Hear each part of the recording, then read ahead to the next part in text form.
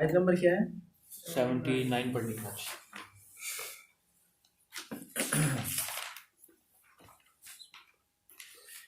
اعوذ باللہ من الشیطان الرجیم بسم اللہ الرحمن الرحیم فویل للذین یکتبون الکتاب بأیدیہم ثم يقولون هذا من عند الله ليشتروا به ثمنا قليلا فويل لهم مما كتبت أيديهم وويل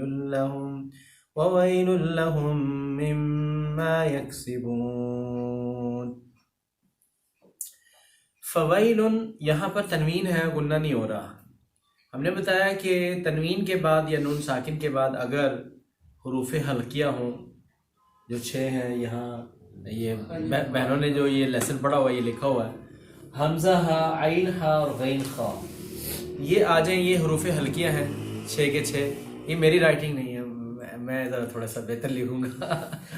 تو حمزہ ہا، عین ہا، غین خا، تو یہ پہلے جو ہے حمزہ اور ہا اینڈ آف تھراٹ سے ہیں، یعنی یہ حلق کے آخری حصے سے، اور نیکسٹ اور عین اور ہا جو ہیں یہ مڈل آف تھراٹ سے ہیں، حلق کے درمیان سے، وسطی حلق، اور غین اور خا حلق کے اگلے حصے سے ہیں. خیر، تو یہ حلق سے ادا ہوتے ہیں، حمزہ ہا حلق کے اینڈ سے، اور عین ہا حلق کے درمیان سے، اور غین خا حلق کے فرنٹ سائڈ سے ادا ہوتے ہیں، اور ادھر سے شروع ہوتے ہیں اور اوپر کو آ رہے ہیں. ٹھیک ہے نا جی؟ تو یہ اگر آ جائے نون ساکن اور تنوین کے بعد تو غنہ نہیں ہوتا. اس غنہ نہ ہونے کو یہ لوگ اظہار کہتے ہیں. ہم جب بھی کبھی کسی کو پڑھاتے ہیں تو ہم اظہار، ادغام، ان چیزوں میں، ان الجھنوں میں ڈالے بغیر سیدھے بتاتے ہیں یہاں غنہ ہوتا ہے، یہاں غنہ میں. اب غنہ بھی صرف یہ بتاتے ہیں کہ ناک میں آواز لے جانے کو غنہ کہتے ہیں. ٹھیک ہے جی؟ تو یہ بات تھوڑا سا سمجھانا لازم ہوتا ہے. تو یہاں غنہ ہوتا ہے، یہاں غنہ نہیں ہوتا. خیر، یہاں پر غنہ نہیں ہوتا، اس کو کہتے ہیں اظہار، یعنی آواز ظاہر ہو جاتی ہے، اس کو اظہار کہتے ہیں. اب یہ نا ان لفظوں کے اندر آپ پڑھیں گے تو پھر وہ اور تھوڑا سا بہتر، تو بات یہی ہے کہ ہو جائے، لیکن خیر ایک مستقل فن کے طور پر. تو اظہار، اور اگر اس کے بعد لام اور را آ جائے، یہ حروف حلقیہ تو نہیں ہے لیکن لام اور را آ جائے تب بھی غنہ نہیں ہوتا. تو یہاں پر فویلن ہے اور تنوین ہے، غنہ ہونا چاہیے تھا، اخفا ہونا چاہیے تھا. اخفا مطلب ٹو ہائڈ ان نوز، آواز کو ناک میں چھپانا. ٹھیک ہے؟ تو یہاں نہیں چھپایا جا رہا، ظاہر کیا جا رہا ہے، اس لحاظ سے اس کو اظہار کہتے ہیں. تو خیر، فویل للذین یکتبون الکتاب بایدیہم. نیکسٹ پڑھتے ہیں، ہم ترجمہ پڑھتے ہیں، ٹائم تھوڑا ہے ہمارے پاس. فا کا معنی تو آپ کو آتا ہے، تو یہ پس یا پھر. فویل تو ہلاکت ہے، للذین، ویل کا ایک معنی یہ ہے کہ یہ جہنم کی ایک وادی کا نام بھی ہے، ویل. تو فویل جہنم کی وہ وادی ہے ان لوگوں کے لیے، الذین ان لوگوں کے لیے کہ جو یکتبون جو لکھتے ہیں، الکتابہ کتاب کو، بایدیہم اپنے ہاتھوں سے. یعنی کتاب اللہ کے اندر ایڈیشن، ایڈنگ، شرح اور اس کی وضاحت کے طور پر نام شروع میں، آغاز میں یہ لیتے ہیں کہ یہ شرح ہے، یہ وضاحت ہے، اور بعد میں یہ کہنا شروع کر دیتے ہیں یہ کتاب اللہ ہی ہے. ویسے وضاحت و شرح تو اس میں کوئی عرض نہیں ہے، لیکن یہ ہے کہ جب اس کو پہلے ایسے تھوڑا سا ایڈ کیا، بعد میں اس کو کہہ دیا کہ یہ کتاب اللہ ہی، یا دیدہ و دانستہ درمیان میں ایک لفظ خود سے ڈال دیا تو اس کو کہا کہ یہ کتاب اللہ ہے. فویل تو ان لوگوں کے لیے ہلاکت ہے، للذین ان لوگوں کے لیے کہ جو یکتبون جو لکھتے ہیں، الکتابہ اس کتاب کو، بایدیہم اپنے ہاتھوں کے ساتھ، ثم پھر یقولون وہ کہنا شروع کر دیتے ہیں، یقولون وہ کہتے ہیں، ھذا من عند اللہ، یہ اللہ کی طرف سے ہے. وعلیکم السلام. لکھتے خود ہیں اور کہہ دیتے ہیں یہ اللہ کی طرف سے ہے. اور ایسا وہ کیوں کرتے ہیں؟ ایسا وہ اس لیے کرتے ہیں، لیشتروا بہ ثمنا قلیلا، تاکہ وہ اس کو بیچیں تھوڑی قیمت میں. لیشتروا، تاکہ، یہاں لی کا معنی ہے تاکہ، اس کو لام کی کہتے ہیں ویسے، تو یعنی کی کا معنی ہے تاکہ. لیشتروا، تاکہ وہ اس کو بیچیں، بھی اس کو، ثمنا قلیلا، تھوڑی قیمت میں. وہ ہم نے اس کی وضاحت پہلے بھی کی تھی، پھر دوبارہ کر دیں کیونکہ بار بار اللہ تعالیٰ بھی فرما رہے ہیں تو ہم بھی بار بار وضاحت کر دیں تاکہ آپ کا کانسیپٹ پکا ہو جائے۔ بعض لوگ آپ کو یہ دھوکہ دیتے ہیں اور آپ کو کنفیوز کرتے ہیں یہ کہہ کر کہ یہ مسجدوں کے اندر جو تنخواہ پر قاری صاحب پڑھاتے ہیں یا میں پڑھا رہا ہوں، اگر اس کی میں تنخواہ لوں، یہ تنخواہ لینا، مسجد کے اندر نماز پڑھانا اور اس طریقے سے یہ تھوڑی قیمت میں آپ کتاب اللہ کو بیچ رہے ہیں، تو یہ تشریح ان کی اپنی ذاتی ہے، اس کی کوئی دلیل نہیں ہے قرآن اور حدیث میں، بلکہ حدیث میں صحیح سند سے یہ تو رسول اللہ صلی اللہ علیہ وسلم کا فرمان موجود ہے کہ بہترین وظیفہ وہ ہے جو کوئی شخص قرآن کی تعلیم دے کر جو ہے وہ حاصل کرے۔ اچھا وہ اس طرح کی احادیث کو وہ ریفیوٹ کر دیتے ہیں، انکار کر دیتے ہیں، وہ کہتے ہیں نہیں، قرآن کے مقابلے میں جو حدیث آئے گی ہم اس کو نہیں مانتے، قرآن کے مقابلے میں جو حدیث آئے گی تو ہم ایسی احادیث ہی نہیں مانتے۔ تو حالانکہ وہ مقابلے میں نہیں ہے، وہ تو وہ خود بنا لیتے ہیں نا کہ یہ قرآن کے مقابلے میں قرآن، یعنی اس کی تشریح وہ اپنے ذہنی جو ان کے ذہن میں وہ خود بخود کر لیتے ہیں، یعنی اس کی تشریح یہ کر لی میں قرآن پاک کو پڑھا کر یہ وظیفہ حاصل کرنا یہ تھوڑی قیمت میں بیچنا ہے۔ پہلے بندہ ان سے پوچھے کہ اس کو تھوڑی قیمت میں بیچنا کس نے کہا ہے، پہلے یہ تو ثابت کرو نا۔ تو وہ حدیث کو الٹا کہتے ہیں، وہ حدیث جو ہے وہ اس آیت کے ساتھ ٹکرا رہی ہے، تو ٹکرا نہیں رہی، وہی حدیث اس کی وضاحت کر رہی ہے، حدیث وضاحت کر رہی ہے کہ قرآن پاک کی تعلیم دینا اور اس کا وظیفہ لینا یہ سامنن قلیلاً میں شامل نہیں ہے۔ تو پھر سامنن قلیلاً تھوڑی قیمت میں بیچنے کا پھر کیا مطلب ہے؟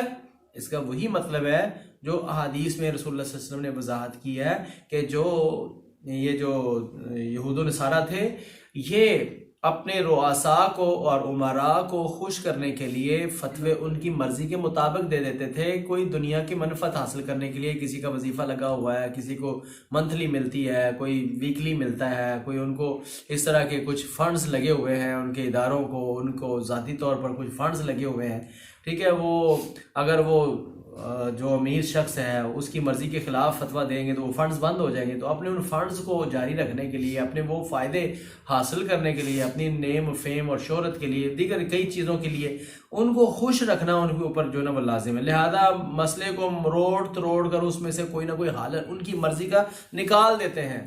تو یہ کتاب اللہ کو وہ اپنے ہاتھوں سے تھوڑی قیمت میں بیچ رہے ہیں۔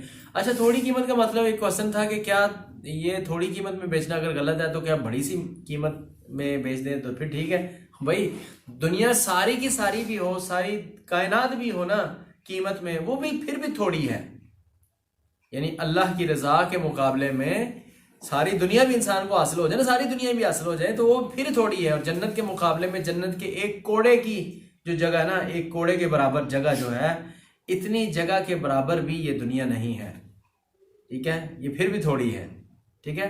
تو اس لحاظ سے یہ کہا گیا ہے کہ یہ دنیا کی اگر کوئی فتوے اگر بیچتے ہو تو وہ ان پہ یہ چیز لاگو ہوگی جی، اگر آج جیسا وہ فتوے بیچتے تھے ہاں بالکل لاگو، آج بھی اگر فتوا کو بیچے ایسے ہی ہے، یہ اس میں شامل ہوگا، یہ تھوڑی قیمت میں بیچنا ہے کہ اگر کوئی شخص فتوے لوگوں کی مرضی کے مطابق اس لحاظ سے دے دے کہ ان کو معلوم ہو کہ کتاب اللہ کی اصل جو غرض و غایت اور جو منشا ہے اللہ اس کے رسول کی وہ یہ ہے، اور وہ مسئلے کو پھیر کر اس کی مرضی کے مطابق کا جو ہے وہ قابل قبول صورت پیش کر دے، تو یہ بھی تھوڑی قیمت میں بیچنا ہے، ٹھیک ہے جی۔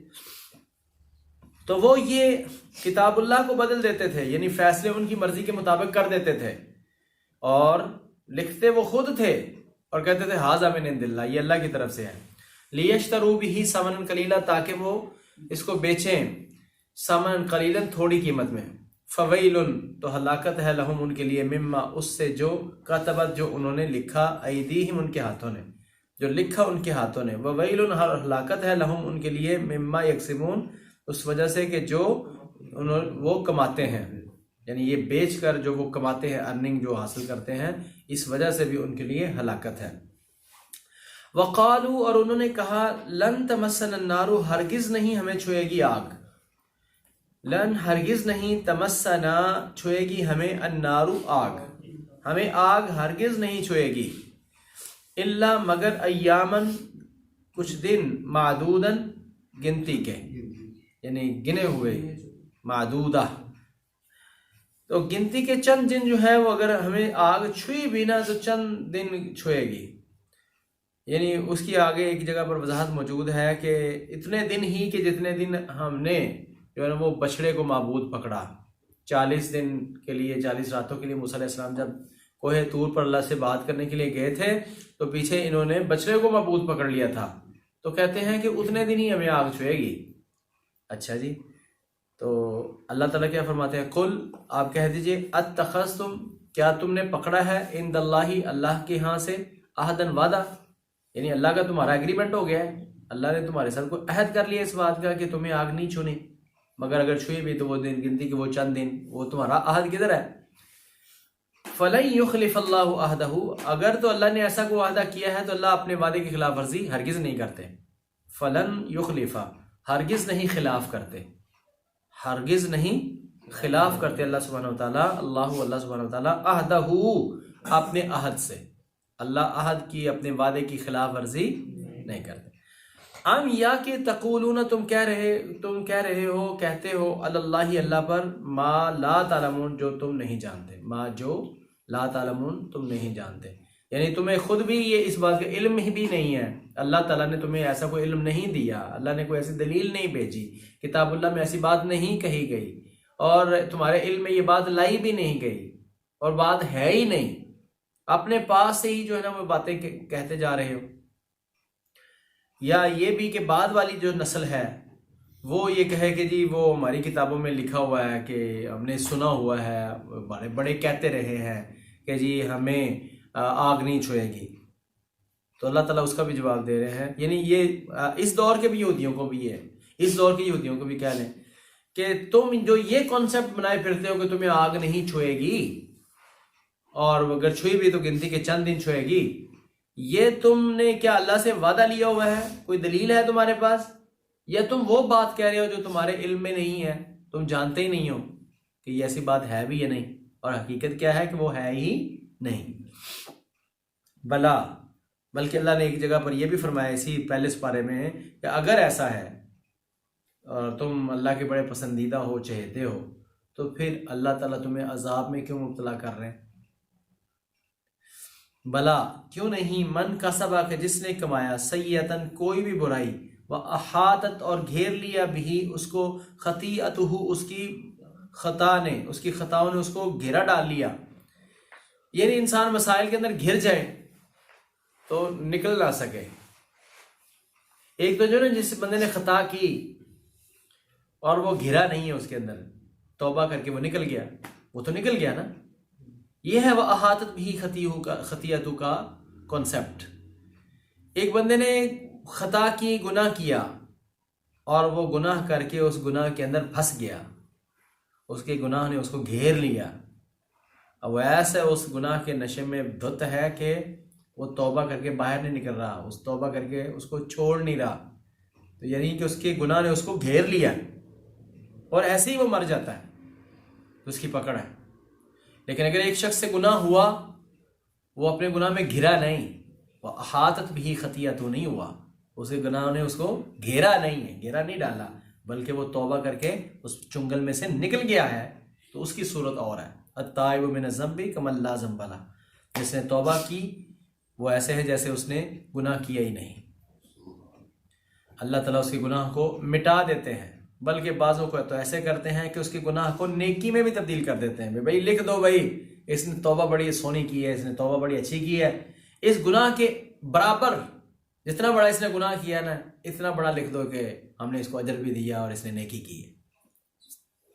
اللہ، بلا کیوں نہیں، من کسبا، جس نے کمائی، سیئتن، کوئی بھی سیئہ، کوئی بھی گناہ، کوئی بھی برائی، وَأَحَاطَتْ، اور احاطہ کر لیا، گھیر لیا، بھی اس کو، خطیئتہ، اس کی خطا نے، اس کی خطاؤں نے اس کو گھیر لیا. فَأُولَٰئِکَ أَصْحَابُ النَّارِ، یہی وہ لوگ ہیں جو آگ والے ہیں.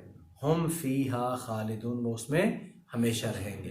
والذین، اور وہ لوگ، آمنوا، جو ایمان لائے، وعملوا الصالحات، اور جنہوں نے نیک اعمال کیے، اولئک اصحاب الجنہ، یہ ہیں جنت والے. ہم فیہا خالدون، وہ اس میں ہمیشہ رہیں. چلیں جی اس کو ذرا دہرائیں. تو جو نہیں آتا پوچھیں. ایک سوال اس میں تھوڑا سا جی اس میں کہ ویسے تو آج کے دور میں ہم آپ کہہ رہے ہیں کہ ہم نعوذ باللہ قرآن میں کوئی ایڈیشن نہیں کر سکتے، جیسے وہ لوگ لکھا ہوا کر لیتے تھے، لکھ دیتے تھے اور پھر اس کو کتاب کا حصہ بنا دیتے تھے. لیکن آج کل ہم ترجمہ میں تفسیر میں جو ہے نا کچھ لوگ ایک تو ہے نا کہ جو ضرورت ہے کچھ لفظوں کی جو کر دیں پورا تو پھر سے وہ محاورہ ترجمہ بن جاتا ہے. ایک فار ایگزامپل اس کو کوئی بندہ مائنڈ نہ کرے، جیسے اللہ کے رسول کے کہتا ہے پول تو اس میں لکھا ہوتا ہے اے محبوب، تو کیا وہ جو ایڈ کیا جاتا ہے ایڈیشن کرے گی اس کو، یہ کیا کرے گا؟ اس میں انٹینشن پر اور لوگوں کو خواہ ایسے کسی نے انٹینشنلی اگر نہیں بھی کیا تو لوگوں کو اس نے دھوکہ دینے کی کوشش کی، وہ انٹینشن ہی آ گئی. اس کا مقصد اگر یہی ہے کہ جو اللہ کی منشا ہے اس آیت اور ان الفاظ کے اندر، اس منشا کو پورا کرنے کے لیے جتنے الفاظ کی ضرورت تھی اور اسی کی ترجمانی کو صحیح معنوں میں آگے لوگوں تک پہنچانے کی کوشش ہے، تو پھر تو وہ اس کی ترجمہ ہی ہے، اس کی وضاحت ہی ہے، اس کا تو کوئی عرض نہیں. لیکن اگر کسی کا لفظ کوئی ایڈ کرنا ایسا ہے جو قرآن پاک کے اس لفظ کے کسی کی ترجمانی نہیں بنتی اور قرآن کے اس فہم کی کسی چیز کی ترجمانی بنتی نہیں ہے، وہ منشاء اللہ کی نہیں ہے، بلکہ اس سے بھی ایک قدم بڑھ کر کے وہ بالکل ہی قرآن اور حدیث کے کنسیپٹ کے خلاف بھی ہے، اور وہ اس کو قرآن کے ترجمے میں بریکٹ لگا کے ڈال رہا ہے تاکہ لوگ سمجھیں گے قرآن کا ترجمہ ہی ہے، تو یہ تو اسی میں آئے گا.